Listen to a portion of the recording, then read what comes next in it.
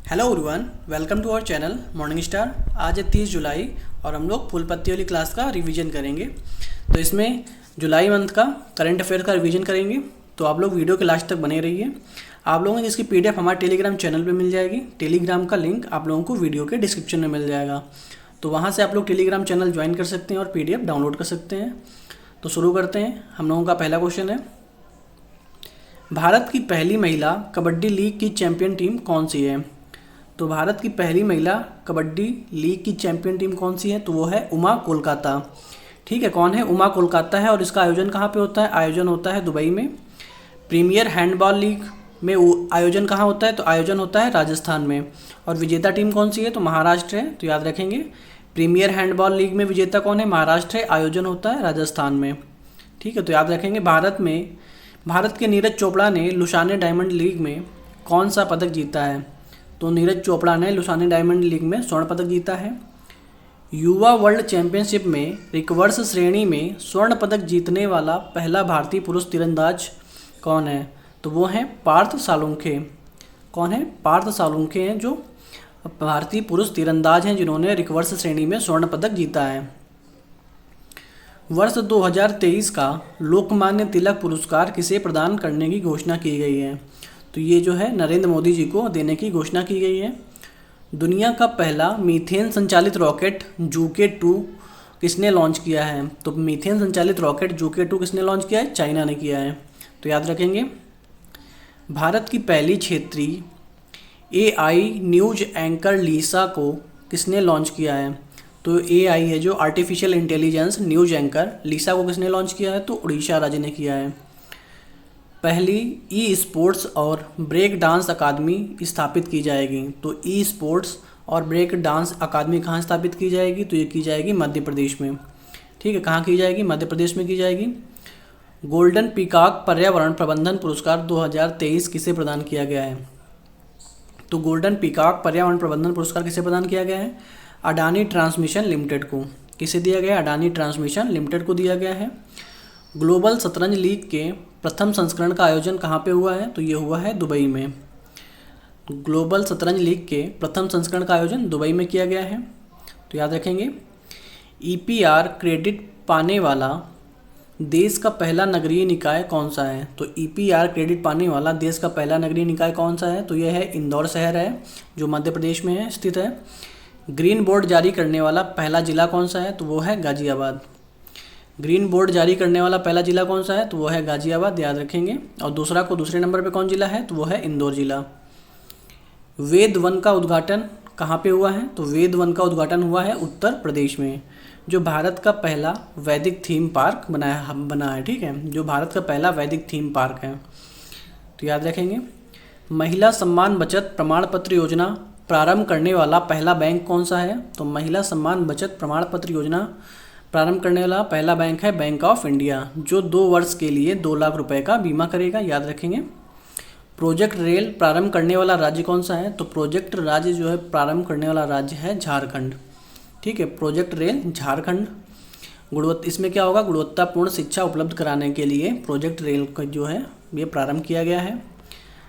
छठा अर्बन 20 महापौर शिखर सम्मेलन का आयोजन कहाँ किया गया है? तो छठा अर्बन 20 महापौर का शिखर सम्मेलन का आयोजन कहाँ हुआ है?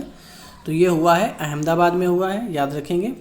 अमा पोखरी योजना कहाँ प्रारंभ की गई है? तो ये उड़ीसा में प्रारंभ की गई है। अमा पोखरी योजना कहाँ प्रारंभ की गई है? तो उड़ीसा में प्रारंभ की गई है। अंत्योदय श्रमिक सुरक्षा योजना प्रारंभ करने वाला राज्य कौन सा है? तो अंत्योदय श्रमिक सुरक्षा योजना प्रारंभ करने वाला राज्य है गुजरात। ठीक है, कौन है? गुजरात है। G20 संस्कृति कार्य समूह की पहली बैठक का आयोजन कहाँ किया जाएगा? तो G20 जो सांस्कृतिक कार्य समूह की बैठक है, पहली बैठक वो कहाँ पे की जाएगी? खजुराहो में। ठीक है, खजुराहो मध्य प्रदेश में। दूसरी बैठक होगी भुवनेश्वर में और तीसरी हम्पी कर्नाटक में। ठीक है, दूसरी भुवनेश्वर उड़ीसा में और तीसरी हम्पी कर्नाटक में होगी। तो याद रखेंगे। गारंटी बजट पेश करने वाला राज्य कौन सा है? तो ये है कर्नाटक राज्य। ठीक है, गारंटी बजट पेश करने वाला राज्य कौन सा है? कर्नाटक राज्य। विश्व जनसंख्या दिवस 2023 कब मनाया गया? तो ये मनाया जाता है 11 जुलाई को मनाया जाता है। चंद्रयान 3 किस व्हीकल के द्वारा लॉन्च किया गया? तो ये लॉन्च किया गया है LVM-3M4 के द्वारा इसे लॉन्च किया गया है। LVM-3M4 के द्वारा इसे लॉन्च किया गया है। किस ग्रह के वायुमंडल में फास्फीन की खोज हुई है? तो किस ग्रह के वायुमंडल में फास्फीन की खोज हुई है? तो ये शुक्र ग्रह के वायुमंडल में फास्फीन की खोज हुई है। The grand cross of the legion of Honour से किसे सम्मानित किया गया है? तो ये प्रधानमंत्री नरेंद्र मोदी जी को सम्मानित किया गया है। The grand cross of the legion of honour, प्रधानमंत्री नरेंद्र मोदी जी को। यूक्लिड स्पेस टेलीस्कोप जो है किसके द्वारा लॉन्च किया गया है? तो ये ईएसए के द्वारा किया गया है, यूरोपियन स्पेस एजेंसी के द्वारा। ठीक है, याद रखेंगे, यूक्लिड स्पेस टेलीस्कोप किसके द्वारा लॉन्च किया गया है? यूरोपियन स्पेस एजेंसी के द्वारा लॉन्च किया गया है, जो डार्क एनर्जी और डार्क मैटर के अध्ययन के लिए लॉन्च किया गया है। संघाई सहयोग संगठन एससीओ के 23वें शिखर सम्मेलन में नवा स्थायी सदस्य देश कौन बनाया गया है? तो पहले इसमें 8 सदस्य थे, अब वर्तमान में कितने सदस्य हो गए? 9 सदस्य हो गए हैं। तो नवा सदस्य कौन जोड़ा गया है? तो वो जोड़ा गया है ईरान जोड़ा गया है। एससीओ की स्थापना कब होती है? एससीओ की स्थापना होती है 1996 में। ठीक है, इसका हेडक्वार्टर कहाँ पे है? तो हेडक्वार्टर है बीजिंग, चाइना में। तो याद रखेंगे।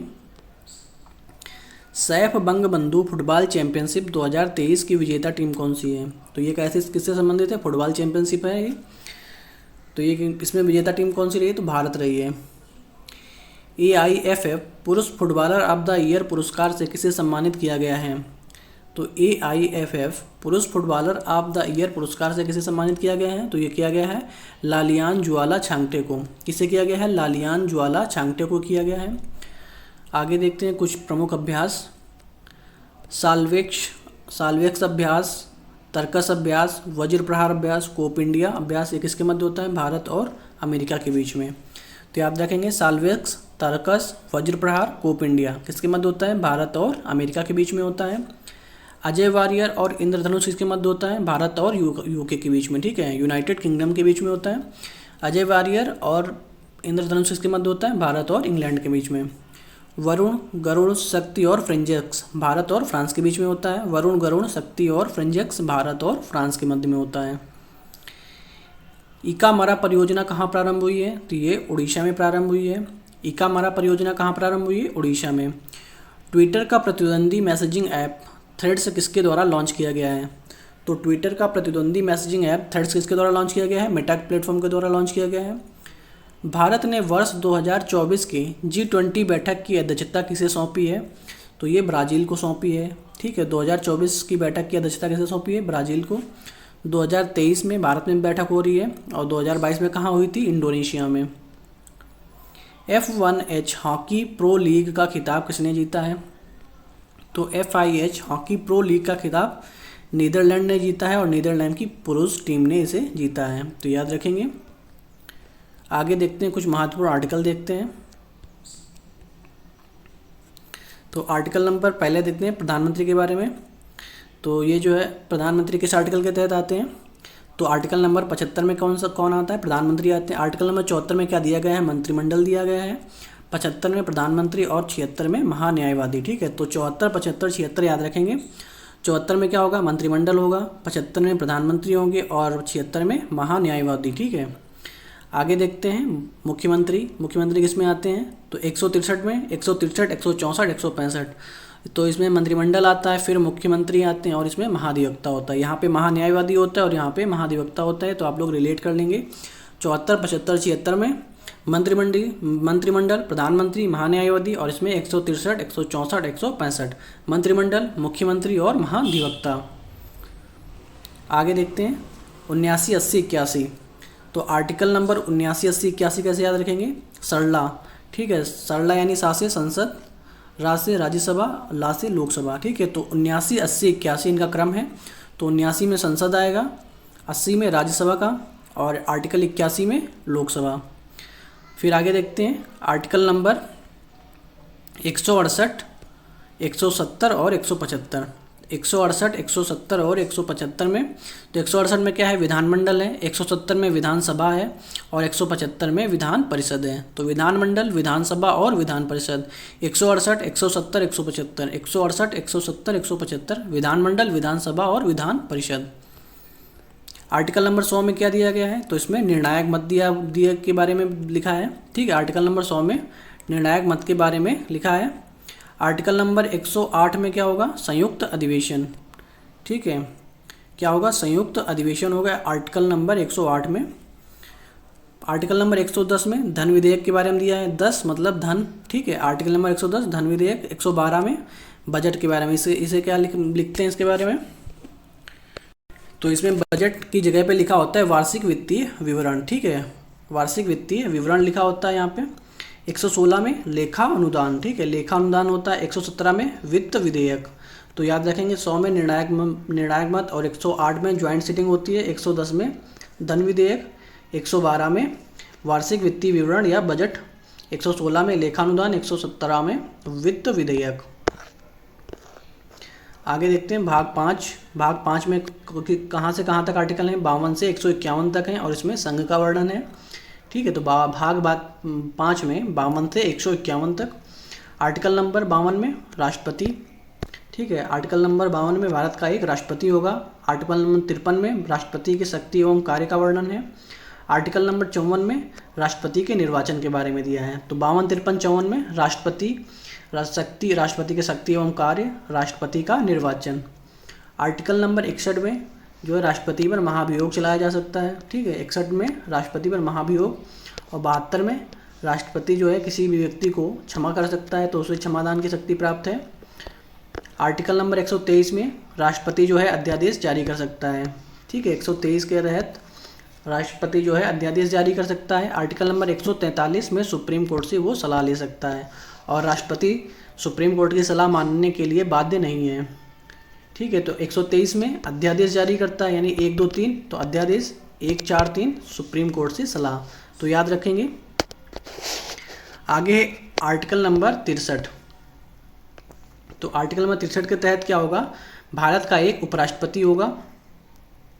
आर्टिकल नंबर 64 में क्या होगा, राज्यसभा के सभापति के रूप में भी कार्य करेगा, ठीक है। तो जो उपराष्ट्रपति होता है वो आर्टिकल नंबर 64 के तहत भारत में राज्यसभा का पदेन जो है सभापति भी रह सकता है, ठीक है। 64 में जब राज्यसभा का जो सभापति अगर नहीं होगा तो उसकी जगह पे उपराष्ट्रपति कार्य करेगा।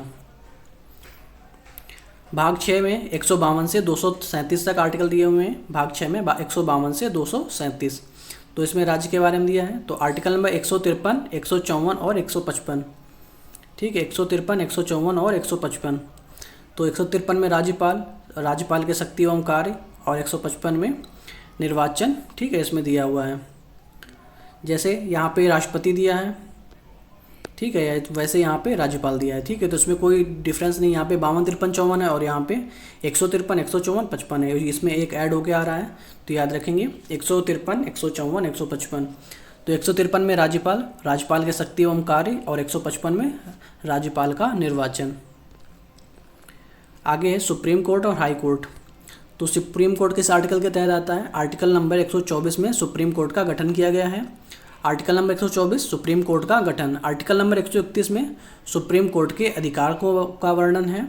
आर्टिकल नंबर 148 के तहत कैग की नियुक्ति होगी, कंट्रोलर एंड ऑडिटर जनरल की नियुक्ति 148 के तहत कैग की नियुक्ति होती है। हाई कोर्ट में यहाँ पे 124 और इसका जो क्रम बदल देंगे तो आर्टिकल नंबर 214, 1, 2, 4 यहाँ और यहाँ पे 2, 1, 4। तो आर्टिकल नंबर 214 में राज्यों के लिए हाई कोर्ट होगा। आर्टिकल नंबर 216 में राज्यों के लिए हाई कोर्ट का गठन, ठीक है। तो याद रखेंगे आर्टिकल नंबर 214 राज्यों के लिए हाई कोर्ट। केंद्र राज्य संबंध जो है आर्टिकल नंबर 249 में क्या दिया हुआ है, राज्य सूची विषय पर कानून बनाने की शक्ति जो है केंद्र को प्राप्त होगी, ठीक है, राज्य सूची विषय पर कानून बनाने की शक्ति। आर्टिकल नंबर 250 आपातकाल के दौरान राज्य सूची विषय पर कानून बनाने की शक्ति। आर्टिकल नंबर 262 में नदी जल विवाद का वर्णन है। 263 में अंतर्राज्यीय परिषद का वर्णन है। आर्टिकल नंबर 280 तो इम्पॉर्टेंट है। आर्टिकल नंबर 280 इसमें वित्त आयोग का वर्णन है। इसके अध्यक्ष कौन है, नंद किशोर सिंह हैं, ठीक है, नंद किशोर सिंह हैं, तो याद रखेंगे आर्टिकल नंबर 280 वित्त आयोग। आर्टिकल नंबर 312 तो इसमें अखिल भारतीय सेवा का वर्णन है, IAS, IPS और IFS का वर्णन है, ठीक है। आर्टिकल नंबर 312 में अखिल भारतीय सेवा का वर्णन है। आर्टिकल नंबर 312 संघ एवं राज्य के लिए लोक सेवा आयोग, ठीक है, संघ एवं राज्य के लिए लोक सेवा आयोग किसमें दिया है, 315 में दिया है।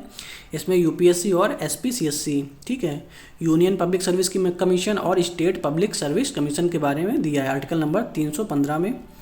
निर्वाचन आयोग किस में दिया है? तो आर्टिकल नंबर 324 में निर्वाचन आयोग का वर्णन है। ठीक है, आर्टिकल नंबर 324 में। फिर है राजभाषा, आर्टिकल नंबर 343 में राजभाषा का वर्णन है, और राजभाषा कौन सी होगी? हिंदी होगी। तो आर्टिकल नंबर 343 में दिया हुआ है। और इसकी लिपि कौन सी होगी? इसकी लिपि देवनागरी होगी। आपातकाल का वर्णन किस आर्टिकल के तहत में दिया है? तो आर्टिकल नंबर 352, 356 और 360। तो इसमें सब में 4 ऐड करते चले जाइए। आर्टिकल नंबर 352, 356 और 360।